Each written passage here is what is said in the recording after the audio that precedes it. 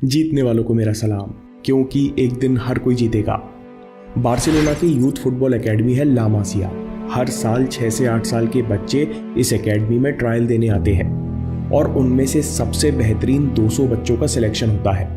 ला मासिया में बच्चों को प्रोफेशनल फुटबॉल के लिए तैयार किया जाता है। कई बच्चों की पढ़ाई और बाकी का खर्चा FC बार्सिलोना क्लब उठाता है, इसलिए बच्चों पर छोटी उम्र से ही काफ़ी प्रेशर होता है।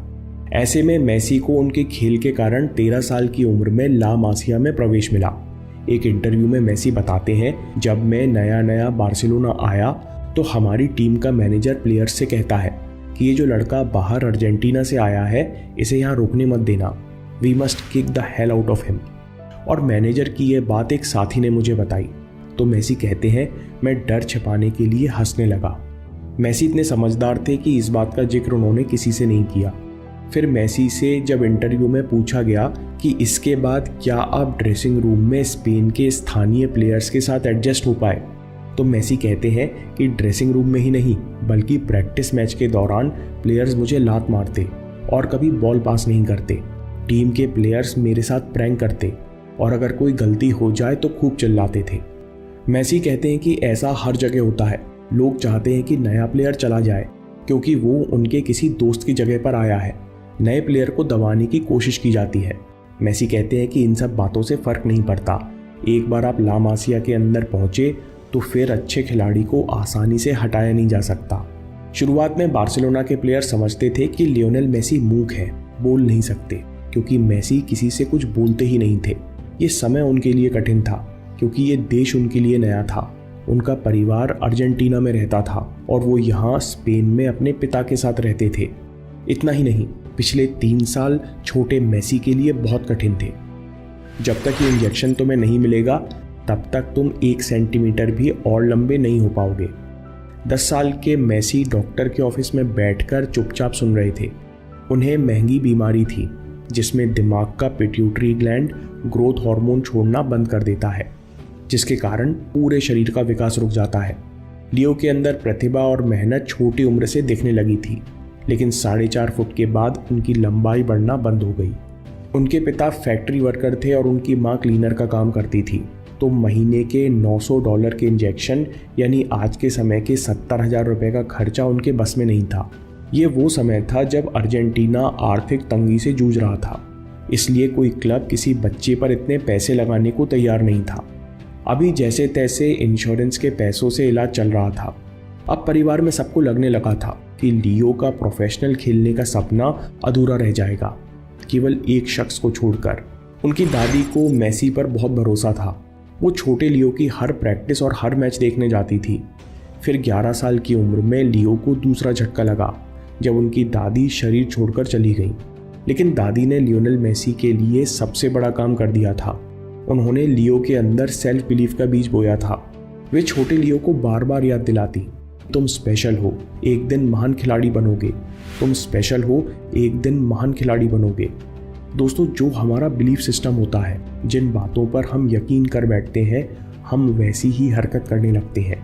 जब 13 साल के मेसी को बार्सिलोना क्लब में दिक्कतें आईं तो वे डरे नहीं या वहाँ से भागे नहीं, क्योंकि उनके अंदर बैठा हुआ था कि मैं फुटबॉल में अच्छा खिलाड़ी बन सकता हूँ।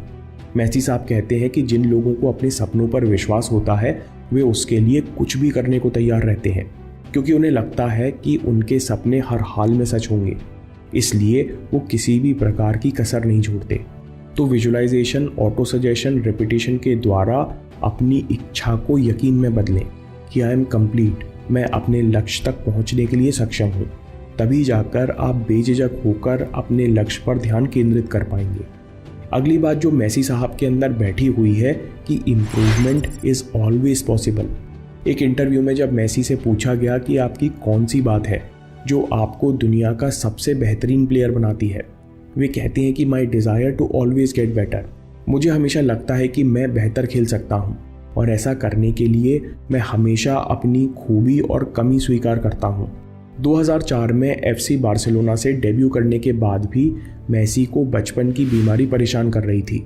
वे स्टेमिना और मसल मास की कमी के कारण केवल 30 मिनट का गेम खेल पा रहे थे, लेकिन प्रोफेशनल खेलने के बाद खिलाड़ी ग्रोथ हार्मोन नहीं ले सकते। फिर 1 साल मेसी ने अपनी फिटनेस पर काम किया और 2005 में पूरा गेम खेलने लगे। फिटनेस में सुधार आने के बाद 2005 में ही अर्जेंटीना के साथ उन्होंने यूथ वर्ल्ड चैंपियनशिप जीती। इसके बाद साल दर साल मेसी का खेल बेहतर से बेहतरीन होता गया।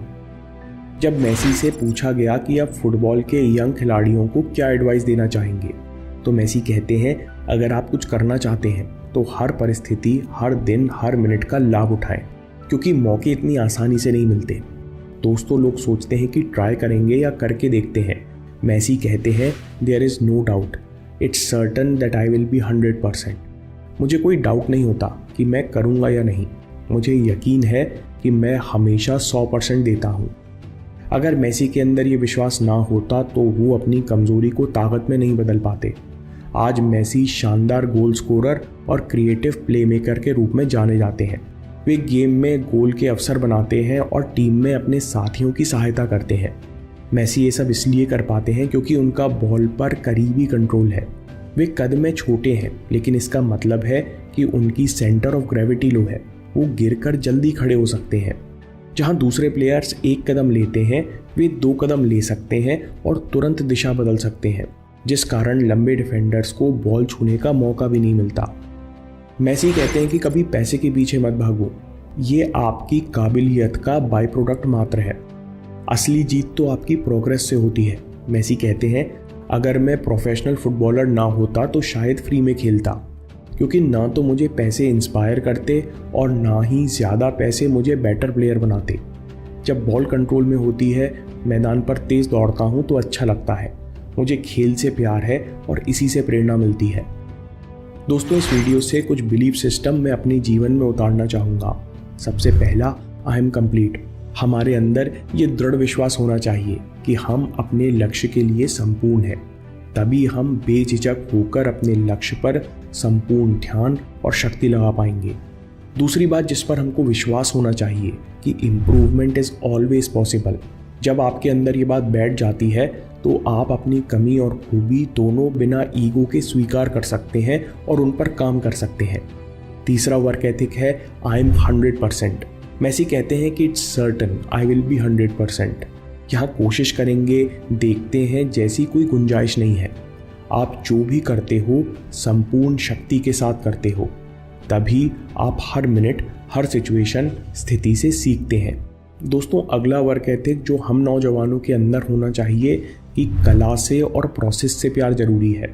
इसी विश्वास से काबिलियत पैदा होती है और सफलता मिलती है।